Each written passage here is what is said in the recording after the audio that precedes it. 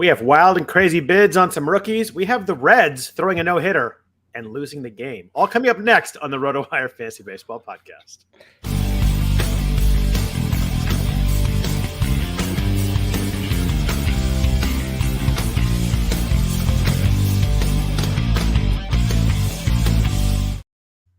Happy Sunday night, everybody. Welcome to the RotoWire Fantasy Baseball Podcast. I am Scott Jenstad, joined as always on Sunday nights by Jeff Erickson. If you can please rate and review the podcast, we greatly appreciate that. It goes a long way towards helping us out, helping people find the podcast, etc. If you are joining us live on one of the live mediums, definitely say hi in the chat. We're happy to answer some questions for you or engage there. We appreciate everybody that's listening. We appreciate them just watching. Jeff, how are you? I apologize for the red shot there, but how am I not going to take a shot when you throw no-hitter and lose? I know. Well, put it on a plate. Everyone will miss. Reds, Pirates, everybody. Oh, God. So Reds. So Reds. It's the most Reds result of the year so far. What did Hunter Green ever do to deserve being a Red? I don't know, man. He shouldn't have, the thing is, they should have yanked him after the first walk. If they should have even allowed him to pitch the eighth at all. So he got the out, then he had two walks, and the third walk was another guy, right? Art Warren, yeah. Okay, they're so-called best reliever. So, and then Fielder's Choice scored the run, right? Correct. Yeah, okay. Yeah. And if you could sum up a Reds game in the first month of the season, that'd pretty much be it. Yeah, and I read a report, and I don't even know if it's true, that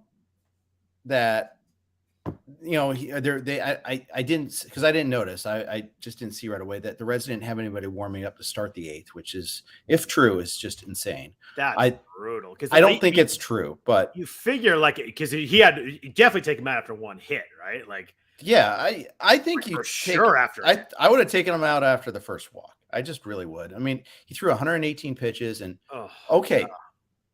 that's maybe if you're Justin Verlander and you're throwing 118 pitches, it's one thing. It's Hunter Green, who's throwing 102 miles an hour, and he's 21 years old, and he's already had Tommy John surgery once. And you take him out. You certainly have to have somebody ready in case the first guy gets a hit in the first at bat. Like, you want to get him right out of there. That's if true, that is definitely wild right there. But there was a lot going on in baseball this week. I feel like a lot of people talking on Twitter. It was kind of the give back week. A lot of these we had so many pitchers that were just rolling through with good ERAs. We had Carlos Rodon tonight. We had Tyler McGill. Oof. A lot of guys just got smoked this week. I think Phil Dussault, the main event champion last year, posted something like ERAs by week in the NFBC, and this was definitely the highest one. I don't know if that's weather warming or maybe undeadening the ball a little bit, but I don't know what it is. But a lot of those pitchers that everybody's kind of rolling in with had some bad weeks. A lot of guys go on the IL today. It was kind of a crazy day. Yeah. But should be fun. There's a lot of baseball to talk about. But let's take a look ahead. Let's take a look at week 7 a little bit. Another really busy week. I think we're seeing now the kind of the effects of them missing that first week of the season, where a lot of the makeup games are happening. We have 3 teams with 8 games this week. I think it's the White Sox, Kansas City, and Arizona. All have 8 games. So we're seeing a lot of doubleheaders. And again, these are full 9-inning doubleheaders. So we're not getting the shortened games like we had last year. We have 13 teams with 7 or more games. So there's a lot of games going on this week. Should be a fun week. There's a lot of action across the league. Yeah, there is. Our A's took 4 out of 5 from Detroit. Looked pretty good. And then walked off Raisel Iglesias in the first game of the doubleheader on Saturday. Yeah. Barrera. Luis Barrera. That was fun. That was and they had 9 games a week. They won 5 of them. I would have taken definitely would have taken the under on that. They're still not very good, but at least showing a little bit of life. That series in Detroit was pretty good. I would not feel good if I was a Tigers fan, though. That is that's a rough situation right now for a team that we thought maybe would sneak into contention. They're 12-23. And that's what's sweeping the Orioles this week. Yeah, that's true. Which is just wild. It's really pretty bad to see some of the offense, the issues that they've had so far. But hey, maybe signs of life that, hey, you're that bad, and you got the Orioles walk in and get swept by them. So maybe there's some, there's just a lot of bad teams in baseball. How about the NL West on the flip side, though? Not a team under 500. It's pretty damn impressive. Yeah, and the Diamondbacks having a winning record. I mean, I don't know if they still do. I know they did. They do. They're 18-17. Okay, so there you go. Pretty impressive there. And it's the pitching. The pitching is really good. It's been a lot better, and Brent Strom has gotten the appropriate amount of love. They poached him from the Astros. I don't know what was going on, because why would he ever leave the Astros unless it's just a lot of money or something like that? Or maybe he's going home, maybe like Derek Johnson going to the Reds. But, very impressive. The NL West is loaded. Although the Dodgers had to, have a miracle win today. That close. Yeah, they almost got swept. Yeah, by the Phillies. So, yeah. But you know what? Teams go through ebbs and flows like this. Yeah. The Dodgers lost like 4 in a row at one point last year. They lost 7 of 8 at one point. They were really good. The Giants won 6 in a row and then lost the last 2 and got handed it to them tonight. Carlos Rodon, who had been just nasty, finally gave it up. He gave a big way, 8 earned runs. Like he gave it all back. It's funny how we're still early in the season when you look at someone Rodon who's been unbelievable, and you look up and now his ERA is 3.5 just based on 1 start. Yeah, exactly. So yeah, things can change. But also, over time, it'll recorrect in the good way there too if he gets back on track too. Yeah. So it's just one bad outing. But yeah, it sucks when you get that there. Yu Darvish had one of those early. McGill, as you mentioned, 8 runs in an inning and a third. That leaves a mark. Yeah, his ERA is like 4.4 or something like that after being really good all year. And you just get the one. You go 8 earned runs in an inning and a third. It just blows up. Did you cut him this week? No. In the case of Tyler McGill, I did in one league. At least I attempted to. How? What size league did you do that in? I think it was yogurt. I got to double check. I'm Are you of the theory that he's going to miss more time than we think? It's an arm injury. Yeah. And it clearly affected his performance. I was unable to cut him. I only picked up 2 players. So I did drop Loizaga and Andrew Heaney. I know Heaney may come back at some point, but yeah, I can always bid on him if I need to. Sometimes you just need the spot. But McGill's mom tweeted that he's fine. Yeah, I laughed.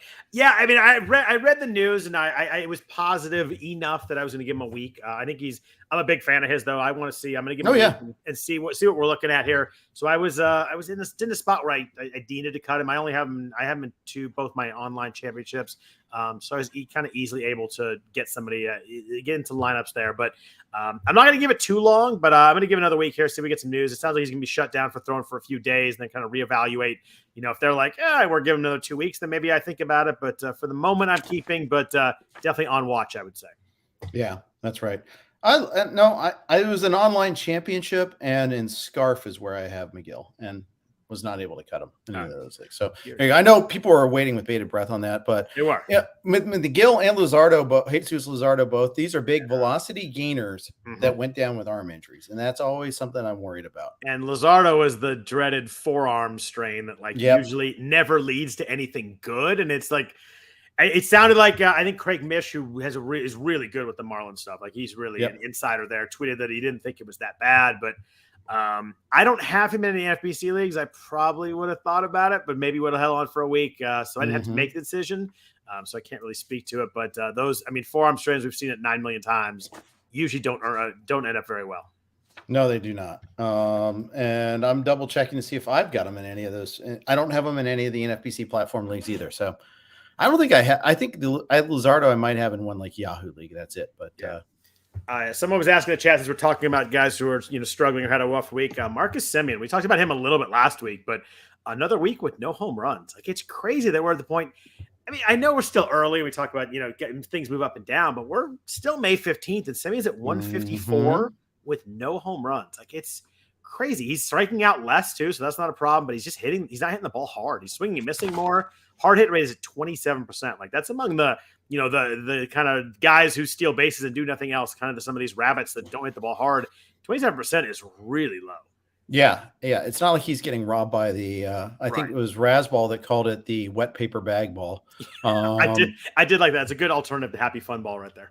Yes, it is. Yeah, he can't blame that though. I really feel like he's pressing to try to justify the contract. I do see that happen frequently. I don't think he's lazy. I think I think he's just trying too hard. And he did it before. Like in 2020, he was up for a contract and pressed like the entire year. And you could just see it on his face. And I don't watch obviously as much Rangers as I do A's, but you could see it that he was pressing that year. But then last year, I mean, he's playing for a contract and was an MVP candidate. So I don't know. But you look at hard hit rate, and he's 8th worst in the entire league right now of guys who are qualified at bats. Jeff, do you know who's number one in least amount of or lowest hard hit percentage?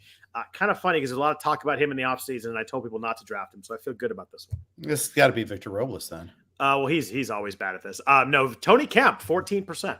Oh, yeah. Nice guy, good human being, and a lousy fantasy player. Great guy, great teammate. Everybody likes him, but like the stuff of like, oh, he's leading off, he can't not be good. Like he just can't hit the ball very well. I mean, he's under 20% hard hit rate in 4 or 5 years. That's pretty hard to do. Yes, it is.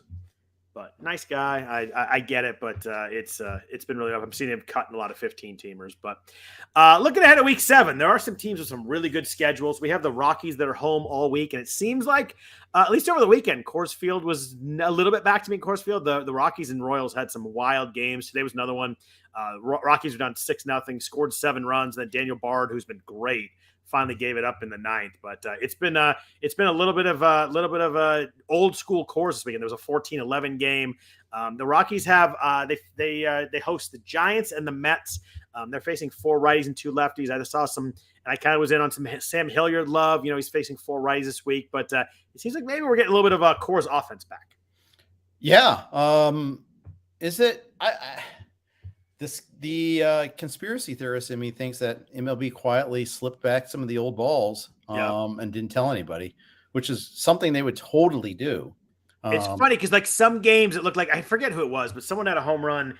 I can't remember. I think it's maybe Gleyber Torres had a home run. I'm like, oh, there's no way that's out. And I'm like, oh, that looks like the old ball. But then you get a ball to like smoked in the outfield. So maybe there's a mixture of it's. Yeah, the Avisel Garcia one was the wet paper That's the towel one. ball. Yeah, it looked like that was going like 430 and it just landed in the first row. So I don't know. It's one of those things that I've stopped trying to figure out. I'm just trying to do the best we can with it. Yeah. But, one of the ones that was actually a homer was Alvarez, Yonder Alvarez. And against the Twins, he hit a ball to center. Did you just call him Yonder Alvarez? Yes, I did, didn't I? God.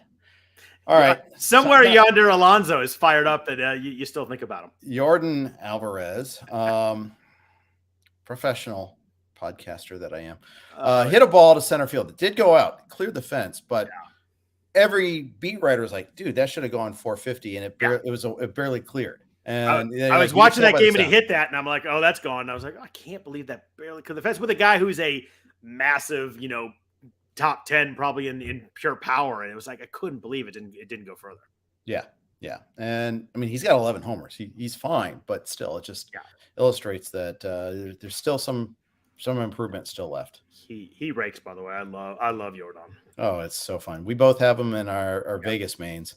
I wish I had him in both. One of those guys where, like, if he hits a fly ball well, you're like, oh, that's gone. It's just like there's no in between there at all. It's usually good as gone. I apologize to our friend Anthony Gialdi for besmirching Tony Kemp, but just one of those things that happens. Such a besmircher. Such as besmircher. We got some other teams with good schedules. I really like the Cubs this week. I was looking at some Cubs there. They have 7 home games, 3 against Pittsburgh, 4 against Arizona. Got to like those matchups. The Dodgers have 4 against Arizona, 3 at Philly. It'll be interesting to see them go to Philly after struggling with the Phillies this week. The White Sox have 8 games. We talked about that. 5 at Kansas City, 3 in Yankee Stadium. Got a chance for a lot of offense this week, Jeff. It's hopefully be a fun one. Yeah, the Dodgers could stand to have a couple fewer games right now with all their pitching injuries. They have 30 games in 31 days.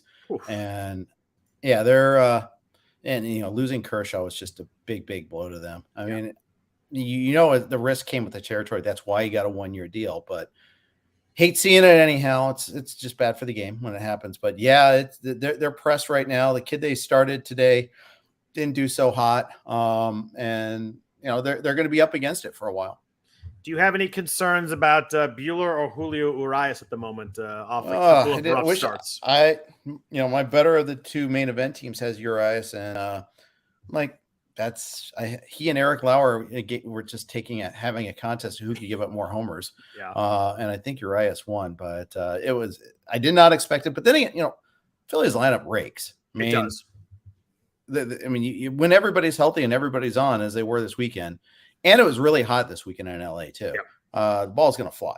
And pretty impressive what Bryce Harper's doing. Oh my gosh, torn UCL that he had the PRP injection today. But you talk about a season where it's sure is a damn good thing the Phillies have the DH because Bryce Harper be on the IL if not for the DH right now. Yep. It's true. He'd not be playing. He's I'm having not throw. Yeah, he's having a really good year right now. And you're right. I mean, that lineup when it gets going, I mean, they keep coming at you. And even Gene Segura's hitting really well. Alec Boehm's over 300. Segura, I think he had 3 home runs and 3 stolen bases this week. Like, you talk about a speed power week. Like, that's a huge one right there. Yeah, it's massive.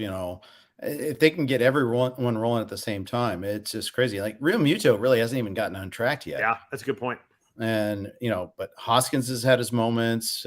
Schwarber's had his moments. This week was huge for Hoskins, which I needed badly because he had It's not huge for done the Phillies. much. Yeah. Yeah.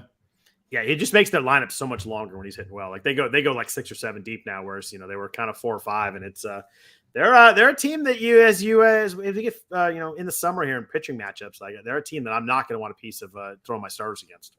Right now, their bullpen still is an issue. That's still the problem for this team, I think. As we saw today with Corey Knebel, who was horrible on Friday and got out of the inning. He loaded the base against the Dodgers, and then today he gave it up to Gavin Lux. So he did not have a good weekend. It was Thursday that it was horrible. Oh, it was Thursday. That's right. 4-game series. You're right. Friday was like umpire atrocity day. I don't know if you remember seeing that game. The Trey Turner at bat to end of the game. Oh yeah. Oh my gosh! I did 2 pitches that were just not even close. They started outside and moved farther outside. They're breaking pitches away, and there's no excuse to call them strikes except for the ump wanted to get home. And I hate to say that. I'm not a Dodgers fan, so I'll say it.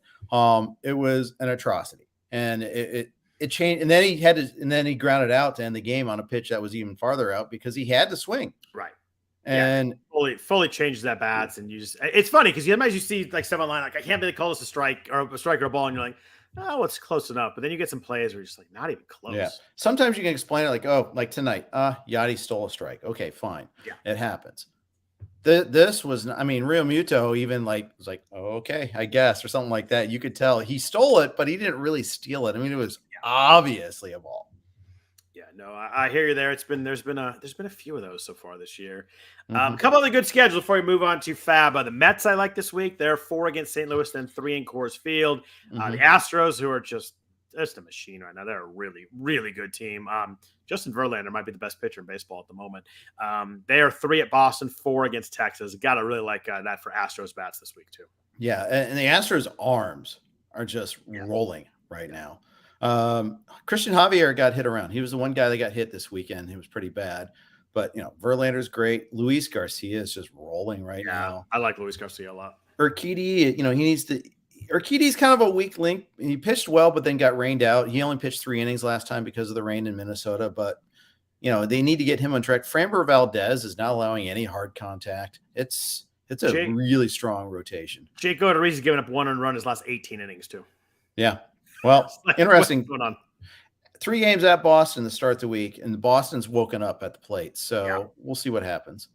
Yeah, that should be a fun series now that, like you said, Boston's woken up a little bit. But let's jump into FAAB. It was a big FAAB weekend. There was a lot of bids, a lot of money out there. It's the first week I think where you got multiple bids in 3 digits, kind of across every single league. Every once in a while you see some stuff here and there, 3 or 4 bids, but it seemed like every single league had some big bids. The biggest one was on George Kirby. I think I saw someone tweeted there was an average winning bid was $340 on Kirby across the NFBC main events. So kind of in that range we talked about him a little bit last week because I know he pitched last week, but wasn't eligible in NFBC, eligible in other leagues. But you and I kind of talked about, I think we kind of came in the 300 to 400 range and it kind of landed there.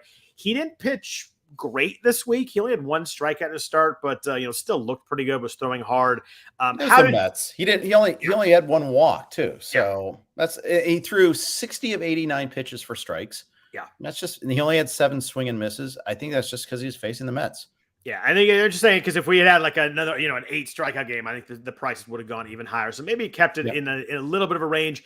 How did you treat Kirby this week? Did you have teams where you need pitching and you decided to go for it? What was your not just like how much did you bid, but what was your strategy with Kirby this week? How aggressive were you? And your general thoughts on attacking like this one big pitcher going for a huge price? I was only aggressive in 2 leagues, one online and in yogurt. Other leagues, I was just doing keep them honest bids. And one of my 2 mains, he went for a reasonable price. Went for $257 with a runner up of $209. Oh, that is pretty reasonable, yeah. And the other main event, he went for $511. Oh, with a runner up of $327. Wow. I think I think the answer here for the most part is, how do you think the ball is going to be the rest of the year?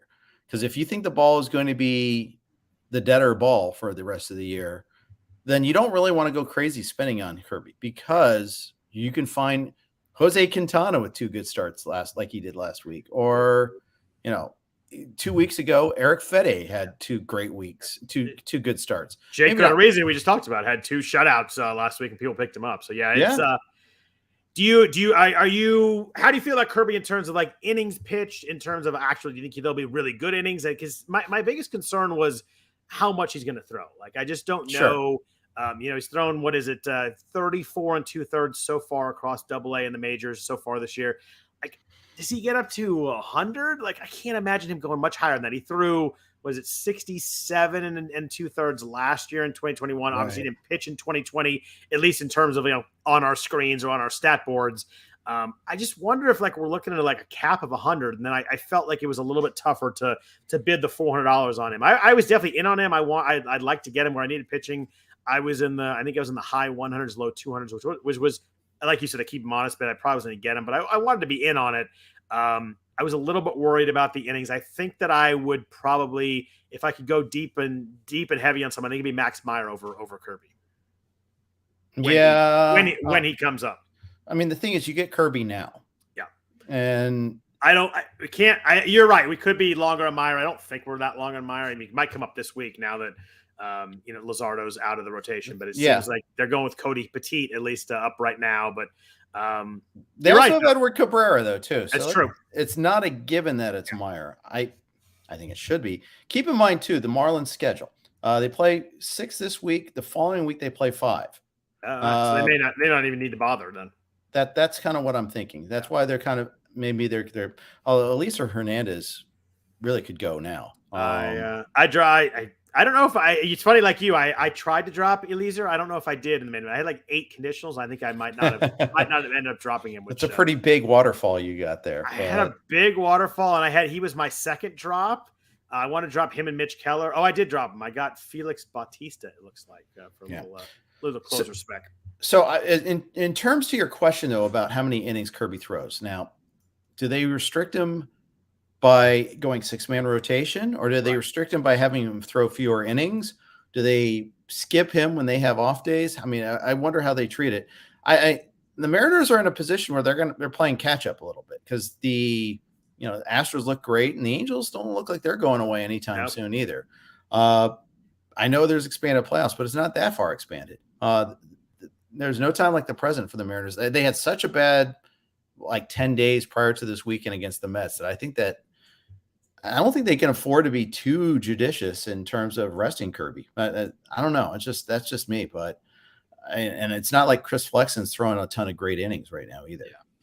And it's funny because the 3 different ways they could do that. If they go 6-man, that's pretty workable for us fantasy wise. Like if he gets regular starts every 7th day, we can deal with that. Mm-hmm. If he goes short innings, that makes it really tough. If he gets skipped randomly, we don't know about, that makes it really tough too. So it just how they decide to strategize that alters his fantasy value in a pretty big way. Right. So I think right now they have a stretch of games where they don't have an off day until next week, deep into next week. I think Thursday next week. So and right now they're running with a 5-man. Maybe they will just have him go 5 or 6 more often than not. Excuse me. I think didn't he go 4 against the Mets? If so, that's a problem. Yeah, he went 4 against the Mets. Yeah, that's a problem.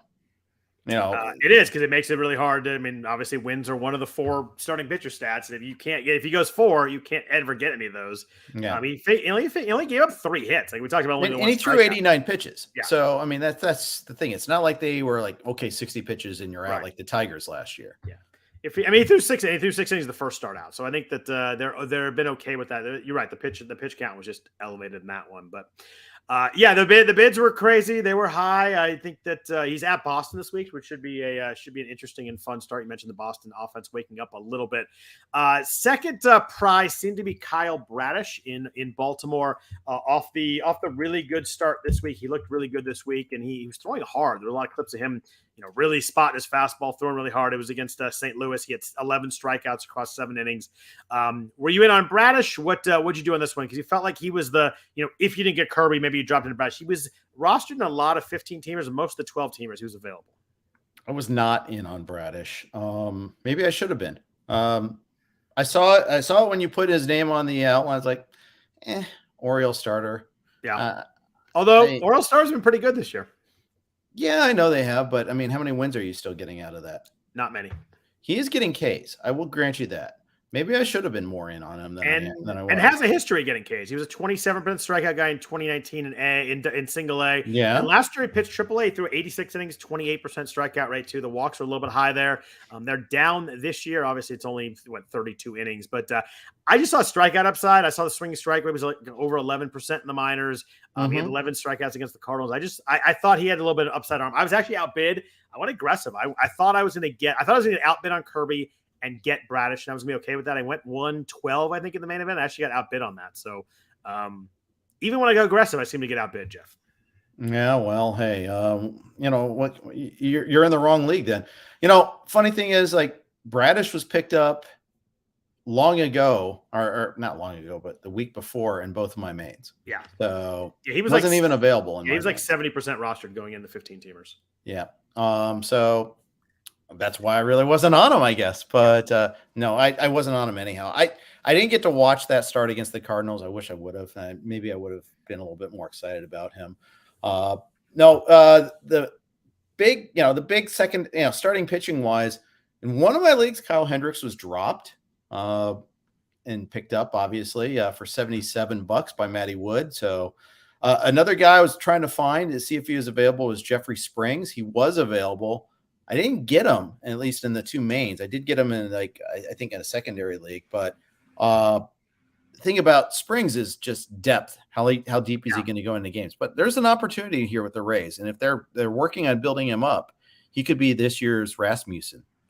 I have no idea how the Rays keep winning games.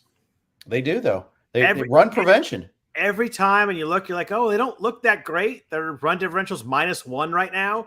And they're 21-14. It's weird. I'd be like, oh, that's kind of fluky, but they do it every single year. They just find a way to win games and cycle guys through. And it's wild there. It's funny you mentioned Hendricks. I was just thinking in my head, I don't know what I would have done if he was available in one of my main events. I can't figure out if I want him, don't want him. You look at, you're not going to get strikeouts. The walks are elevated from last year. I don't think I really would have been in very heavily on that. Yeah. I find it hard to trust him. Like if I'm setting my line stars, I'm like, do I want to throw out Kyle Hendricks? And I don't know how good I'd feel about it every week. I used to be a big Kyle Hendricks apologist, and now I'm kind of like, how they're, sometimes reformed whatevers are more annoying. I think I might be that way with him just because of the strikeouts. I don't know. I got burned pretty hard last year, and I could be wrong. He pitched a gem this weekend. He did. This week against the Padres, I think. It sure feels like for a guy who's kind of like supposed to be like kind of rock solid and boring that seems like he throws gems or gets lit. Like it feels like there's no image. Maybe just the stuff is so like on the line where it's like it's so close to being good or so close to being bad that when he's on, he's great. When it's not, it's hard for him to get around with the lack of velocity and all that. I mean, isn't that just a function of like a guy that puts the ball in play a little bit more often? You're prone to the vagaries of BABIP. And it's not just BABIP, it's, exit velocity, defense, etc. When you throw 89 and you're not totally on with everything, it's just you're going to get hit pretty hard. Yeah. The last 2 have been great. He was good. He was good again this weekend against Arizona after being good against San Diego earlier in the week. Yeah. But in his last 5 starts, 4 of them, he struck out 2 batters. Yeah. 2. It's hard to it's hard to throw that in weeks when he only has 1 start. It's just like, it's so hard to go in there getting 3 or 4 strikeouts. You're just behind. You're behind the 8 ball when the week starts. Yeah, on a team that's not that great either. I mean, the Cubs they're not Reds bad. They're not Pirates bad, but they're still bad. They are not good. What is their record anyway? They're 13-20. They're pretty darn bad. Yeah. That's not even A's bad. That's the A's are better than them. Our A's, yes. So bad. No. Yeah. Speaking of the A's, this week, Chase Silseth, the first guy from the 2021 June amateur draft to make it to the majors. Wild because he's an 11th rounder. you would just never. It always like, oh, one of the top guys going to get up quickly, but 11th rounder, throwing hard, looked good against the A's. Faces the A's against this week. Saris had a tweet yesterday talking about how his stuff plus his metric that he uses looked good, and talking about how good he looked, and he looked pretty legit. Were you in on Silseth at all? It's a really hard name to say.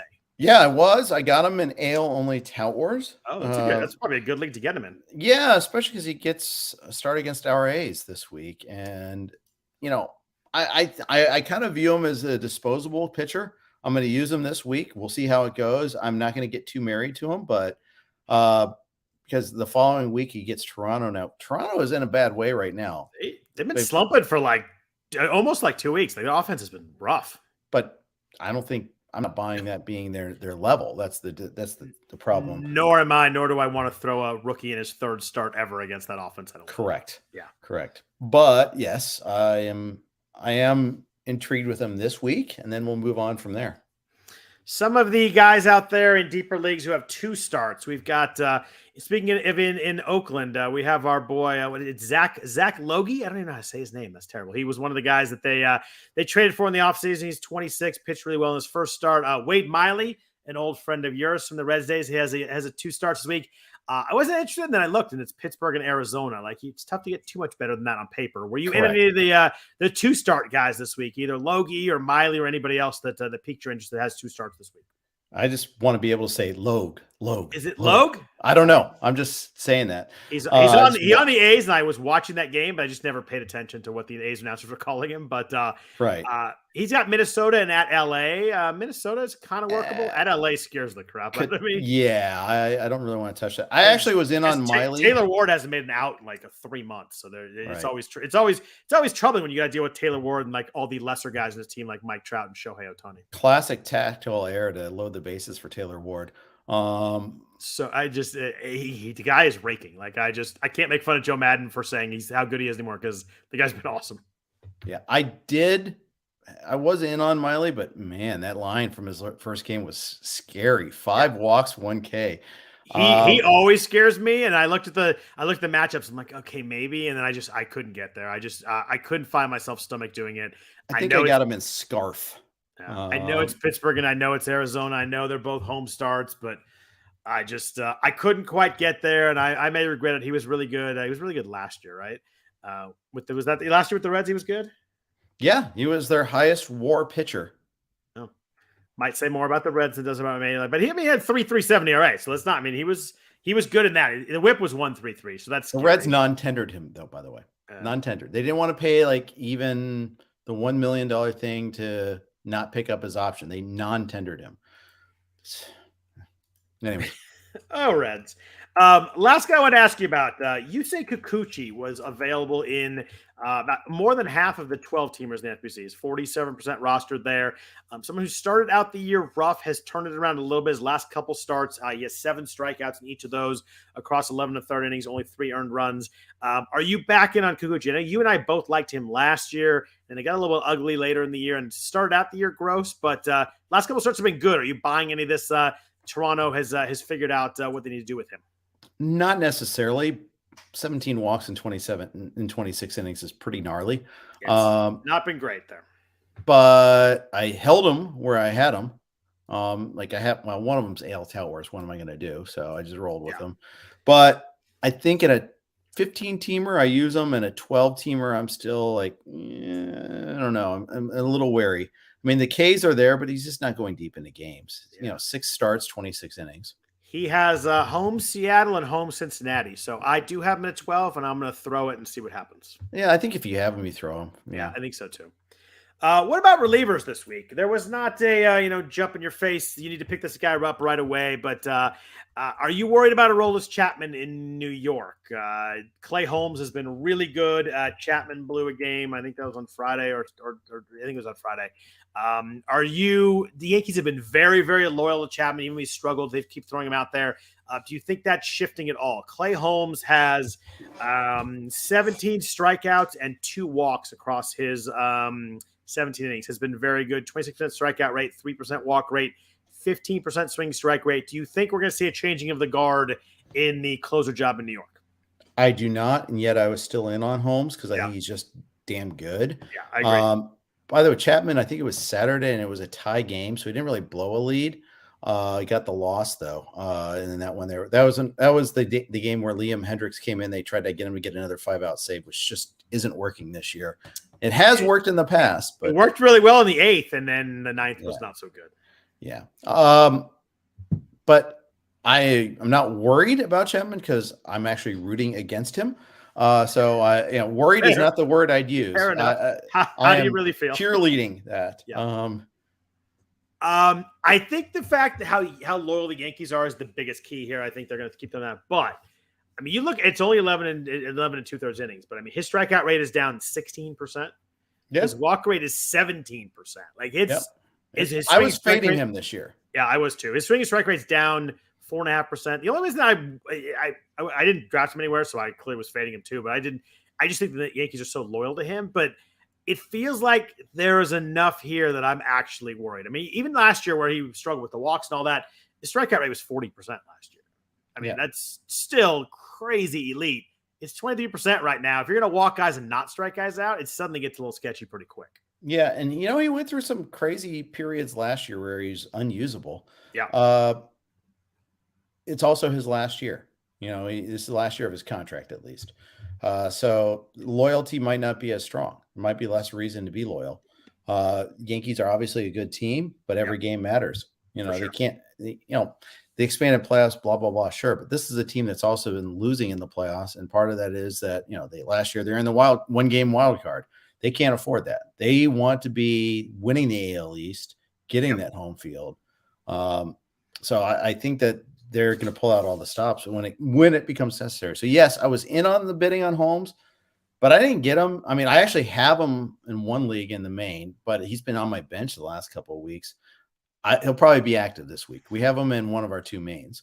I think he feels good enough, and they're using him in high leverage spots enough that I think you can throw him as your 9th pitcher most weeks now at the moment. Because I think that unless you have a week where you got a bunch of 2-star guys, and that just happened, but he's certainly the top of the list of non-closers for me that I want to use. It's like him. I like Paul Sewald a lot for a guy who's not really closing all the time, but there's a few guys in there that I'm pretty comfortable throwing as my 9th guy, and Holmes has definitely kind of reached that status right now. Yeah, I threw a couple dimes at Diego Castillo. Came in a big moment today against the Mets. Yeah, Steckenrider exploded, and Castillo put out the fire.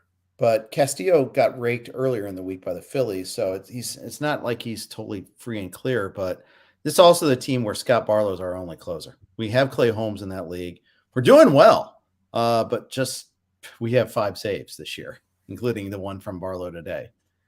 I feel like Paul Sewald thinks the Mets fans hate him more than they actually do.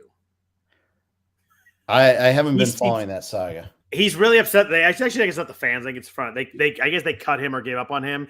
And he came in twice this week and was like, today he struck somebody out. I was like giving him I can't hear you to the Mets fans. I'm like, I don't really think Mets fans even know who you are. So it was, I guess I kind of like it. He's being a little petty and trying to fire himself up. But it's just weird. It's like, I don't get the feel like Jesse Winker and the Mets fans have this thing. Yeah, they have a history. Yeah, history, and he has fun with it. I feel like Paul Sewald wants that, and it's not really there. It was a very strange weekend of Paul Sewald thinking the Mets fans. You don't want that Paul Sewald smoke. Yeah, right. Like it was just. I like to say he's a great pitcher. He's been really good, but it was just very strange that I think he thinks people think about him more than they do.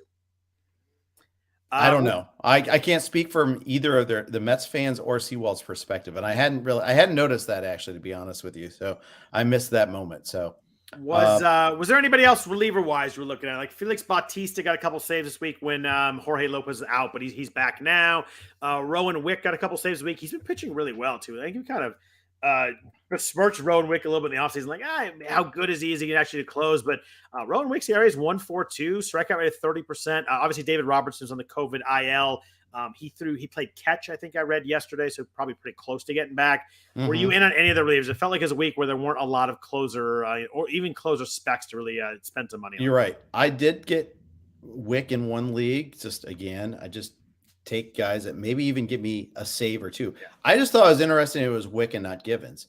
And it seemed like it was pretty clear. Like he had a two inning save earlier this week, and then they used him kind of a traditional role. It seemed like, and Givens pitched ahead of Wick in that first start. So it seemed like it was Wick right away when Robertson was out, which I was surprised by that too. Yeah, I think Givens had one bad blown one earlier, Yeah, but he has 20 Ks in 13 innings. So generally speaking, he's been pretty good. right. Uh, but yeah, I did. Yeah, I saw Bautista was available in a league or two, and guy throws so hard. He has more 100-mile-an-hour pitches than anybody in the Orioles organization, I think, in the last 20 years, Damn. something like that. I mean, he brings it. Yeah, But Jorge Lopez has been bringing it this year and has been good. So, he's really good. but it's never usually a bad idea to fade Jorge Lopez, generally speaking. So, yeah, I was in on him as like some secondary bids. Yeah, he was like my 7th or 8th down. I actually got him in one of my main events just because, like I said before, I get outbid on everybody. But so we'll see. I mean, it was $8. If he, maybe he slides in that role a little bit. Maybe they start sharing a little bit. If not, it's a pretty easy 80s drop there. But let's talk about offense. I feel like I'm always searching for offense this year, especially with some of this down offense stuff. But the big prize this week, we talked about it a little bit last week. Got called up, I think last Sunday, was Alek Thomas in Arizona. As I looked at offense, it seemed like he was kind of the belle of the ball this week. Got most bids, mostly into triple digits in most leagues. He was 169 in one of my main events. He was I think higher than that. He was 217 in my other one where I needed offense. I actually went high and I went 187, and that was the backup bid. I don't love. He hit 5th the other day, which is nice, but I just like him as a player. We've seen so many rookies fail this year that who knows what we're really going to get. But I feel like there's some legit like really good hitter upside in him. Yeah. Had a pretty good day on Saturday, 2 for 3 at the walk. Had his first homer this week. Hasn't tried to run yet. Yeah. That's sometimes something you see with prospects is that they run a little less frequently once they hit the majors. And it's not like this. It's not like it's like he's Vidal Brujan. He's been stealing 40 bags in a season. But he had like 20. Yeah, he had like 13 last year and 15. Like it has to be part of his game to run to work fantasy wise though. He's not a 50 home run guy, but I think he's a batting average guy. I think he's a runs guy if they move him up the league, but he's got to steal those. I don't even know what I call it, but he's got to steal a little bit, being maybe 10 to 12 bags to really work. But the profile all kind of shows a guy he doesn't strike out a lot, which I like. He's kind of under 20% in the minors in 2021 and this year. I think he's just a really good hitter. Hard hit rate so far is obviously a really small sample, but hits some balls hard. I think he had a couple of barrels already. I think he's got 2. He has 2 barrels already. So I think that as I watched a couple of his at-bats, he had a nice home run to left center the other night where, I was like, it might be a ball in the gap and just carried. We haven't seen that a lot this year. I think he actually might be a pretty good hitter. I don't know how much of a fantasy stud he's going to be, but I think he could be in a deeper league. I think he's in kind of an every week 4th, 5th outfielder for teams. I could see it. Yeah, I could definitely see it. I bid on him, but not enough. I knew he'd go for over 100 in most places. One of my O-line championships, he went for 88, which is pretty nice. But in most cases, he has triple digits, and I didn't feel like he was a triple-digit player. Now, I could be wrong. I was wrong I wasn't aggressive enough on Taylor Ward. I don't think it's it's the same situation because it's a worse lineup and in a worse spot in the order. Speaking of Taylor Ward, just because we're talking about him, what do the Angels do with Joe Adell? He's homering every game in the minors. Not every game, literally, but pretty much every time you look at a stat line, Adell homer, and he's hitting like 460-foot home runs. He had a ball at the scoreboard in Las Vegas today. His defense was terrible. Ward's playing well. Trout's healthy right now. Do you think they just let him rake in AAA? Like, I don't know. It's just a tough situation. I don't know how you handle that when he goes down there and obviously doesn't need to be hitting AAA. He's figured that out, but didn't figure out the majors at all. It's a weird. He's clearly not a quad A guy anywhere near that yet, but I don't know where he fits in for them right now. Well, it's the defense, man. It was legit bad too. Yeah, there's some. I remember Patrick Sandoval start where he just took this Magellan-esque route against the White Sox, and it was costly. It was C versus C, so it was a really tight game, and the Angels were put behind the 8 ball because of that. And I think it even was scored as like a hit and an error or something like that, and it was very costly. So that's why I think it's going to be a while still. I mean, he could hit 800-foot homers. I mean, granted, it's in Vegas. It's like hitting off the moon. And it was really hot there too. Yeah. So yeah, I mean, we know he's got that. And how many times have we talked about how, okay, yeah, the gap right now between AAA and the majors is as big as it's ever been in terms of the quality of the pitching. I'll tell you what, though, poor Magellan. Like, the guy's has straights named after him. He discovered a bunch of stuff, and you're comparing him to Joe Adell's routes in the outfield. Yeah, I know. Poor guy. I'll go Columbus next time or something. Guy's been dead for what, 600 years or something like that. No, he can't argue back. Even his relatives are dead. So, what about other offensive players? There seemed like there were a lot of like guys who had been dropped in 12 teamers. We got like Will Myers, Luke Voigt got dropped in a lot of places. They're both back off the IL. Kyle Lewis is coming back. What are we doing in terms of offense? Was anybody you were really after Alec Thomas? I feel like it kind of just was wide open after that. Yeah. I looked at a little Jace Peterson playing a lot for Milwaukee, eligible at 4 positions, which I kind of need right now. Like it was one team where I was like, I could really use a second baseman and an outfielder, and I kind of just grabbed one guy for both spots, and hopefully it fills in there. And Rafael Ortega with the Cubs have a nice schedule. You have Sam Hilliard and Jonathan Daza in Colorado. Yeah, it gets pretty thin pretty fast. Yeah, it does. But like it was like Alec Thomas and then a bunch of names who are mildly interesting, but doesn't jump off the page. What were you doing in offense this week? Is there anybody you really wanted to get on teams?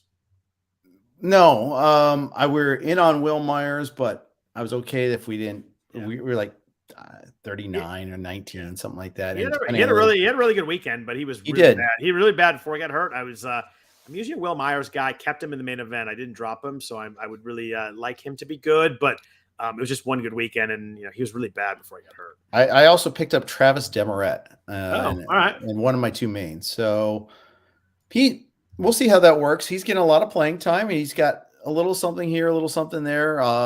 I think Acuna will probably come back this week, but even when Acuna was back, Demeret was playing. So I think he's got potential to be useful for a while. I mean, the outfield, they've been needing that one extra outfielder for a while, Atlanta has. So I'm sticking with him.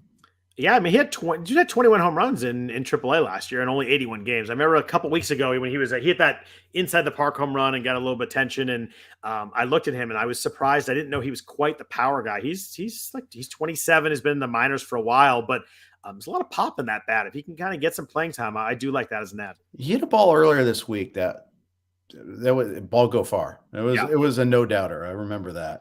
I mean, he's gonna strike out a bunch, but he could be a batting average risk. Although he hit pretty well in the minors last year, but it's a legit pop in that bat. Yeah, it is. My favorite pickup in leagues where he's available, Danny Jansen is back for the Blue Jays. I actually picked him back up in the main event last weekend and started him because I just didn't want to risk out on losing him. I really like. We talked about him a bunch, but I liked how he finished the second half last year. Yeah, he was available in 65% of the 12 teamers. So where he was available, I was going after that hard because I tell you what, we talk about how catchers being bad. Catcher's really awful this year. There are so many guys, like even like Christian Vasquez and some of these guys were like middling guys. Were like, oh, they'll be fine. But a lot of catchers have been really bad. Talk to me about Christian Vasquez. I have nothing. Yet there were a lot of catchers I was interested in this week. Danny Jansen, and then William Contreras I was interested in for the Braves. Homers every time they play him, right?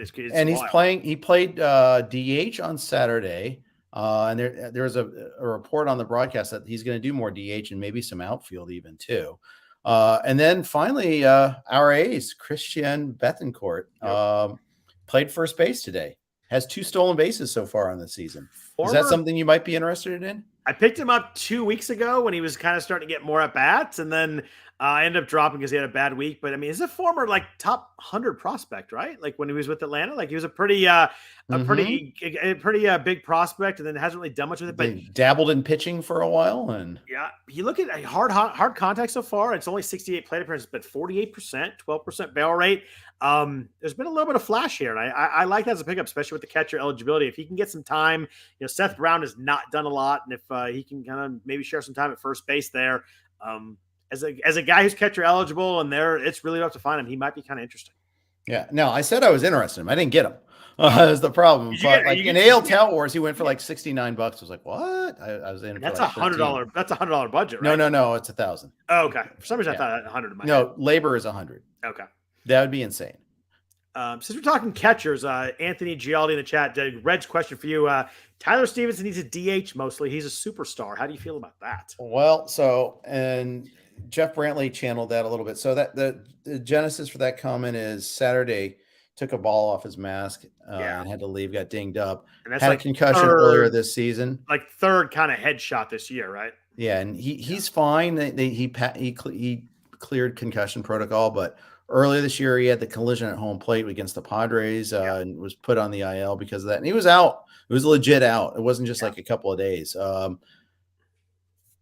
Yeah, he can hit, he can rake. And yeah, the thing is, there's no one really else that can, that's coming up at catcher for the Reds. So I think, the fact is, if you get a catcher that rakes, you got a big advantage on other teams.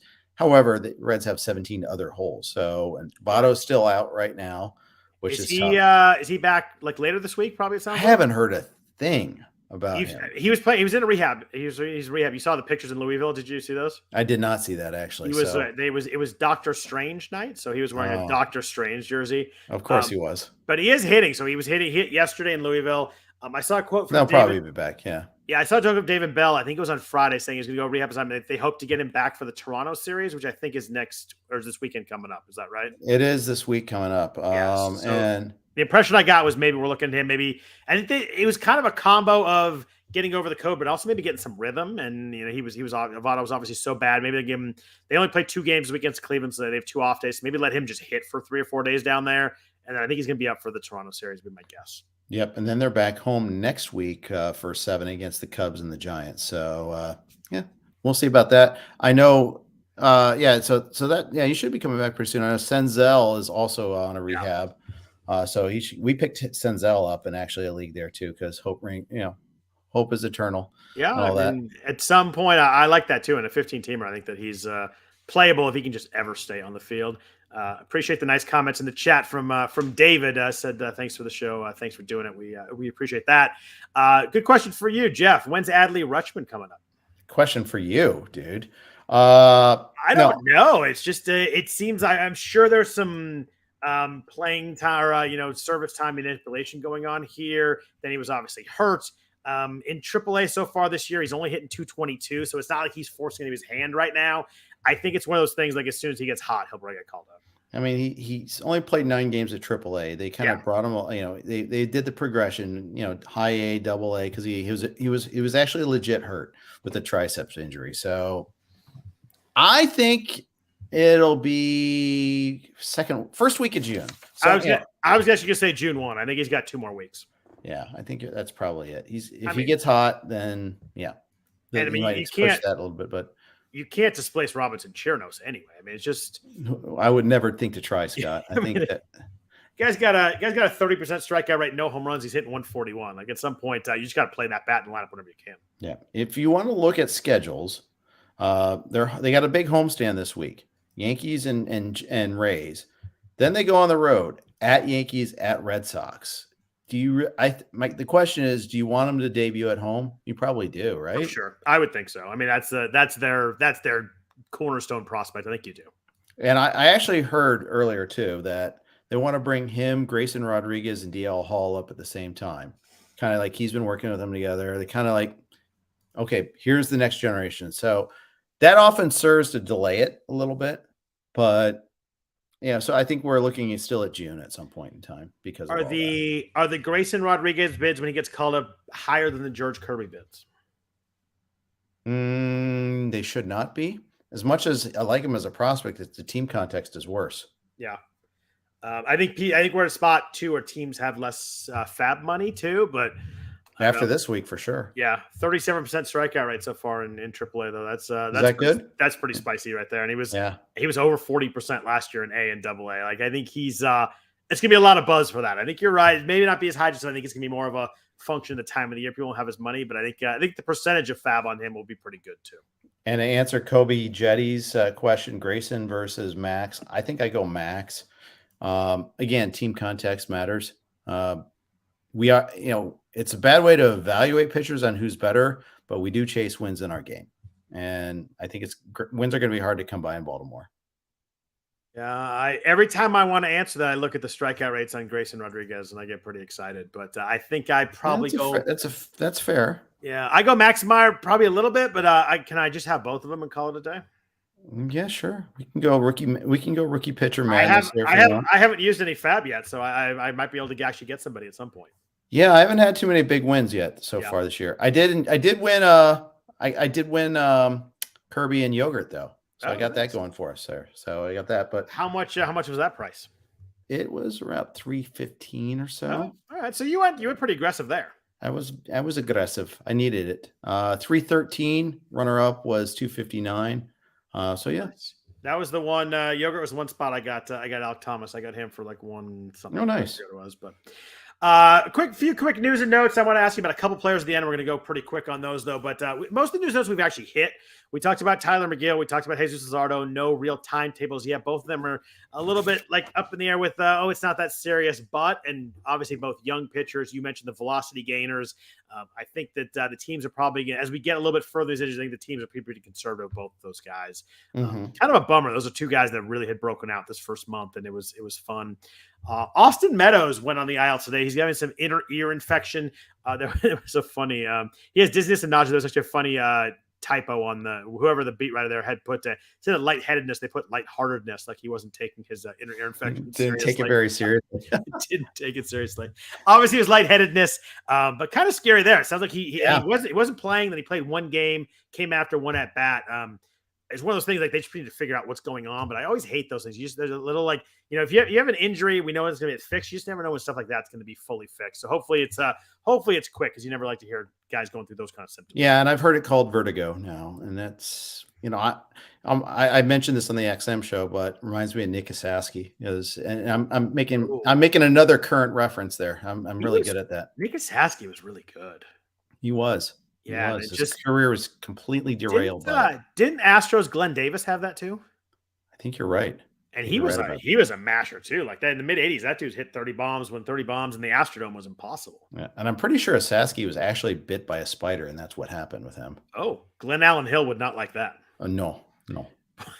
Another topical reference there. How many 90s topical references can we have go over people's heads in 90 seconds? That was pretty good. Yeah, it was. Yeah, you and I could really talk about baseball for a long time, couldn't we? We just have all kinds of the same stories. Manny Margot, bummer here. He was really starting to get hot. He went on the IL with a hamstring strain. We've talked about this many times. I hate hamstring strains for a guy who you want reliance on stolen bases. This one worries me a little bit. I hope it's minor, but he was someone that had been really good so far this year. Yeah, absolutely. Did you go hard after Vidal Brujan if he is available? I did not. Did you? I did not go hard after him. I don't think he was available in too many of them, first of all. But I think he will play. He's got to be able to hit. He hasn't hit yet. So that's kind of but I mean, he has that 20 stolen base upside in a short period of time where he could just crush. But he also very easily could, hit 070 like he's hitting right now and get sent back down. Thing is, Josh Lowe's struggling at AAA. He's striking out a ton. Yeah, warming up a little bit over the weekend. He had a couple of home runs, but the strikeouts, I think he had like 15 Ks his first 21 at bats in AAA or something like that. It was crazy. Has been a little bit better, but yeah. That's one that you wonder how long they'll wait. I'm looking at Brujan. He was picked up in 20 main event leagues. The high was 68, the low was 6. So not right. A ton of bidding. The highest bid, 68. I think last year kind of took some people off that, and the Rays, how they move guys in and out. It's just hard to play guys in the Rays if it's not coming to one of their main guys. Oh, for sure. Yeah. Brujan, actually, he was, I think, available and not picked up in one of my mains. Yeah, interesting. That's an oversight. I got 44 stolen bases in the minors last year. So it is someone who if he plays and get on base, can run a lot. But you look at this week he played the 11th and the 14th. He pinch ran in a game, and just, I don't know, he's playing half the time. It's just so hard to use those guys. Yeah, I agree. Which is why my bid in the league where I did bid on him was tempered.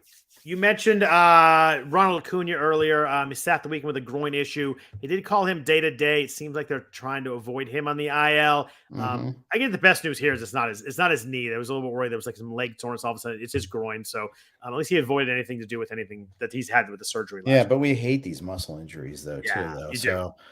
Do. And he had been stealing bases to the surprise of both of us, who were worried the first month was going to be a no stolen base month for him. Yeah, that's right. That's 100% right. So they play on the road at Milwaukee tomorrow. If he's not in the lineup, would you start him the rest of the week? Would you start him for the first half of the week? If he's not in the lineup tomorrow, I'm probably going to be conservative and sit him with the thought that it's 2 games max with a possibility of 0. Yeah. I think that's if I'm in a league where I have to use him for the whole week, he's not playing tomorrow, I'm still using him. I agree with that too. Because you hope you get four games, and then I think the Acuna 4 games is something I want to start for the week. But in a half week where I can get the full weekend of games, I'm probably gonna sit him if he's not in the lineup tomorrow. Yeah, he's probably not going to run as much. Of course, I've been wrong about that before. So you lock in 3 stolen bases tomorrow for sure. Yeah, exactly. You mentioned Clayton Kershaw earlier. He's making he haven't thrown a bullpen session on Wednesday. Seems like he's progressing in the right direction. And surprising enough, the Dodgers actually do need him to get back pretty quickly. They're struggling a little bit in the starting pitching situation right now. Chris Bryant, beginning a rehab assignment this week, could return on Friday. Obviously, that's big news considering they're home all week. So if Bryant's back on Friday, definitely want to get him back in the lineup. Jeff, we got the season debut of Blake Snell this week. He's pitching Wednesday, 59 pitches his last rehab assignment. If you held on to Blake Snell through all the ups and downs and injuries here so far in the season, would you start him on Wednesday at Philadelphia in his season debut? I think I'd wait a week. I think I'd let him make one start because he doesn't go deep. Yep. I think I'd probably just wait a week. I've held him in a couple spots, and that is what I kind of landed on. As I was making FAAB this week, I did so with the thought that I was going to sit him at Philly just because based on matchup, depth, and first start back. Yeah. He takes over Mackenzie Gore's spot. I actually cut Gore in the league. I don't know. Maybe Gore does. I see that we kind of tentative penciled for them to go 6-man rotation, but yeah, starting. I guess so he would pitch Sunday because they play 6 games in a row this week. Yeah, it's tough. I mean, one of those guys can get hurt again, but Gore's been really good when he pitched. I mean, I hate seeing like Darvish, Manaea, Musgrove missing turns because they decided to go 6-man to protect. I know Clevenger and Snell. It's tough. It's tough. It is, but because those 3 guys you mentioned are pretty take the ball every 5th day kind of guys, and it's tough to figure it out with those other guys in there. Jeremy Pena, friend of mine, pretty much a relative of this at this point, missed the weekend. It was very disappointing to me. He was really raking earlier in the week too, but sounds like his injury is pretty minor. But then he was going to play today. Then he woke up and he's a little bit sore, so I'm a little bit worried about that. But if he is ready to go, the Astros do play tomorrow. They're playing at Boston. Obviously hoping he's in the lineup. That's one of the ones you just checked there. John Gray back off the IL, ready to go Monday. Jeff, you own John Gray. Are you starting him at home against the Angels and at Houston this week? Oof. I probably am, and I'm probably going to hate the result. I mean, we've been whipsawed by him so hard so far this year. Yep. I think I have dropped him. The only place I had him, I did not pick him back up. I think I'm actually sitting that one. I just don't trust those 2 starts at all. If bad starts, if I'm really good in ratios, I need some wins and Ks maybe, but I don't think Texas is going to. They got to win those games for him. They're going to win. He faces Syndergaard against the Angels, then he faces Verlander on Saturday. Yeah, you're talking me out of it now. Yeah, Texas is not going to score against Verlander as it is, so that's. I think I'm sitting John Gray this week. We mentioned David Robertson, Marcus Stroman also with the Cubs, both in the COVID IL, both played catch on Saturday. Jeff, I have Marcus Stroman in the league, and he was scheduled to maybe face Arizona this week. Do you trust the fact he's going to make a start later in the week enough to pitch him this week? I don't hold the COVID thing against him. I mean, it's just that's the way this. That's just what happens, right? Right, and he can come off the IL whenever he's ready. So it's a home start against Arizona this week. Yeah, I probably start him. I think so, me too. I assume he's playing catch on Saturday. Means he's around the team, has been cleared medically. It's just a matter of kind of getting it wrapped back up. Yeah, we played catch with a fellow COVID guy. So what are they going to do? Get each other covered? Well, I figure there are other teammates around somewhere in the ballpark, right? Maybe. No, they're on the road, and they were. Were they on the? They probably weren't. Oh, you're right. Team. They were in Arizona, so you're probably right. They're probably playing catch at Wrigley with each other, huh? Mm-hmm. All right. Well, there goes my theory of Marcus Stroman being walking around unable right now. But I still think I'm gonna, as long as I don't hear anything different, I'm gonna throw the home start against Arizona and see where we get at. I agree. Last injury note: Carlos Correa starting to feel better on Saturday. Not the most quote that got me too excited about that, but progressing the right way. But it doesn't sound like it's imminent that he's going to be back. Yeah, I don't know how to read this because at first he wasn't going to go on the IL. Yep. And then, sorry, he is on Tuesday, by the way. Thanks. And now, yeah, I mean, it's a tough call. Trying to look at their schedule here real quick.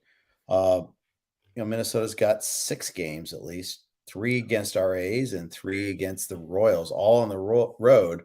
I mean, it'd be very easy for him to, okay, I'll meet you in Kansas City or I'll meet you Monday back home. I mean, both of those things could happen. I mean, especially when you face A's pitching, like he's probably going to want to avoid that anyway, right? He's going to be scared of going 0 for 9 that series. He doesn't want to go Logue. He's got a little J Cap on Tuesday, a little Dalton Jeffries on Wednesday, like that. I mean, that's 0 for 12 with 10 strikeouts right there. Yeah, nightmare. That's just nightmare fuel. I assume by this point in the podcast, everybody assumes that I'm joking with that. Yes. Couple other guys I wanted to ask you about player-wise before we jump out of here. 2 guys, actually. I just want to kind of focus on 2 at the moment. Justin Verlander is 39 and just freaking dealing right now. It's pretty amazing. The career path on Verlander is amazing. He's had a couple times we're like, oh, he's finally done. It's not there. If we're drafting, if say we go back in time, we know about the first 6 weeks of the season. Does Verlander go in like the start of the second round? Like, what are we talking about? He got some helium as it was, but man, the dude's been really, really good. And Houston's really, really good too. It kind of makes me ill, but yes, they're really, really good. Early to mid second round. Yeah. After Scherzer, but before most everybody else after Scherzer. I think I'm taking Verlander before now. You see Scherzer not let the person throw out the first pitch today? Yeah, it's kind of a dick move. Kind of a dick move. Like one of those things is like, oh, he's being maxed, but like, come on, man. Wasn't that on Friday, I think? Was that on Friday? Yeah, I forget what it was. Yeah, I think it was. Yeah, I saw that clip and I'm like, oh, it's so some sort of ambassador too. It's like, come on, Max. Just right. I guess better than Garrett Cole, who would have let him go out there and then complain about it later. But still, like, it's still pretty bad. Bo Bichette, are you worried at all about the first 6 weeks? We mentioned the Blue Jays offense is not quite the behemoth we hoped it was. Teoscar's back now, so maybe they get going a little bit. But Bo Bichette's strikeout rate is up 5%. He has 3 home runs and 3 steals, but hitting 240, 234 after today. Strikeout rate's 25.5%. He was 19.9% last year. Hard hit rate's up a little bit, barrel rate's down a little bit, swing strike rate's up to 14%. I'm actually not worried about this, but I see some people who are worried about this. They took him, 5th overall. Do you have any concern about Bo Bichette from what we've seen so far in the first 5 or 6 weeks? This is Tales of Woe Bichette. Good Lord. No, you know that whole theme on Twitter, though. I do. Yeah, Bro Bichette and Bo Bichette joins a fraternity. Bro Bichette, yes. Yes, he's kind of slow Bichette right now. A little bit. The K's bother me. Other than that, no. I think this is actually in trade leagues. I think this is a buying opportunity, except chances are his fantasy manager is married to him anyhow. Yeah. They're probably excited to get him. So yeah, we can tell you to buy low, and only in the more inexperienced leagues is that ever going to happen. More often than not, you're not going to be able to pull it off. But yeah, I mean, it's bothersome that he's striking out more and swinging and missing more. Absolutely. Yeah, I think this lineup's just going to kind of, one of these days, they're going to get going as a team, and they're just going to go crazy for like 3 weeks, and then we're going to all forget this. I would, in a trade league, not only would I try and trade for him, I'd be pretty aggressive and try and trade for him. And if his manager was even a little bit worried about him, I think I'd try and do what I could to get him. But you're right. If you picked him 5th overall, you're probably pretty married to him. So yeah, and during this slump, they faced the Yankees 5 times, I think. They faced Cleveland, who they can actually suppress runs, and then Tampa Bay, and they faced Houston in that stretch. Guess what? They get Seattle and Cincinnati this week. Yeah. Back in Toronto too. I think they're going to be cured. Although Hunter Green maybe they'll leave Hunter Green in for 128 pitches this time instead. Make sure they just take care of business. It's too bad, man. You got a kid like that. I was hoping he'd get the no-hitter, but it's just you lose that game. It's crazy. His arm's gonna fall off. It's gonna be terrible. There's one team in the majors who's not get up 100 runs allowed. It's the New York Yankees. I don't think I would have predicted that at the start of the year. They've been pitching the ball freaking great. Nestor Cortez, another one today. Awesome. Yeah, he was great today. They're really good. I know the Yankees fans are like, we'll see what happens in October, but Yankees are really, really good. They are. The Dodgers prior to this weekend had been really good at run suppression. Yep. Turns out when you take away all their pitchers, though, it's hard to do that. Are you one who dislikes the Yankees, or are you kind of neutral on them? I grew up hating the Yankees, but I don't. Yeah. I don't root for, but I don't root against that much. I mean, I the whole Boston versus Yankees thing gets overblown. I kind of just dislike both after a while. Yeah. I have friends on the Rays that scout for the Rays, so I like the Rays. So I'll root for the Rays, but I mean, I don't hate on the Yankees either because I like a lot of the players on that team. Boston's in last place, Jeff. What's going on? And with a bullet too. I mean, they're bad. They're bad right now. They've won 3 out of their last 10, and they're just they're bad. I don't feel like they have like the pitching to go on a crazy hot run, and that's usually you want like your pitchers like they just kind of get rolling. I don't love their rotation enough to think they're gonna get really hot. I mean, it's a long season, and their offense should get going, but I don't know. 12 games back after 6 weeks is not a great start, and you've got a lot of really good teams in between too. Yeah, I mean they've won 3 out of their last 5, but they lost the 5 previous games, so that's it. Their bullpen's a joke, and like a legit joke. It's horrible. Every day it's horrible. Yeah. Today was Ryan Brazier who gave up like 4 runs and he just got smoked. They just have nobody in the back end of that bullpen they have any confidence in. And that's a hard way to win games. It is. They're off when they've won, they're pounding the ball this past week. They had games where they scored 9, 7, and 11. So they can do that, but today they lost 7-1 they lost another game 5-3 this week. So they can't win the low scoring games at all. They're starting to hit for some power again. They went through a huge power slump earlier this year, which is crazy with that lineup. It's just, you never expected that. Last question for you, Jeff. Last question of the night. Has there ever been a team that had a more embarrassing Game 7 home performance than the Phoenix Suns? Oh my God. I was at a school. What a no-show. I was at school dinner tonight. I watched the first like 5 minutes. And obviously, the winner plays the Warriors, so I was very interested. And I was like, I'll tape this. I'll come back and watch it. I saw the score at halftime. I got a drink at the bar. The bartender was watching the game on his phone. I was like, all right, well, I'll just find out what happens. It was 62-27 when I asked him. Like, I was like, you can't be serious now. He showed me the score on his phone, a TNT thing. They had 27 points in the first half. I have no idea how that happens. Luka had more points at one point in the third quarter than the Suns did. Did you see the post-game press conference? Someone asked him, did you know that? He's like, yes, of course. It's beautiful. That's beautiful. Honesty. I love it. Both good. Games today were very disappointing. Boston was really good first half, and then they just ran. I think Boston's the best team. I think Boston's going to win the title. I thought that at the start of this, but they play unreal defense, and they have 2 guys that can get buckets when they need to, and it's still winning for them. And they were just hitting all these threes, and Milwaukee decided, okay, unless your name's Jason Tatum, we're not going to guard you out there. And that seemed like a novel, inventive plan that just didn't. Grant Williams had more like threes with nobody within like 8 feet of him than I've ever seen in an NBA game. He was just standing. It was like a point. He missed a couple early, and he's so open. I mean, I got to shoot this. Like, I can't not take this shot. It was so wide open. It was crazy. Hockey was way better than basketball today in terms of Game 7s. I was really looking forward today in terms of Game 7s. They were definitely Boston was good for a half, and they just blew it out. But like that Phoenix game was unbelievably bad. Yep. Rangers won tonight in hockey, right? Overtime, yeah. Over the Pens. That was a good game. I'm not a hockey guy, but the playoffs are great.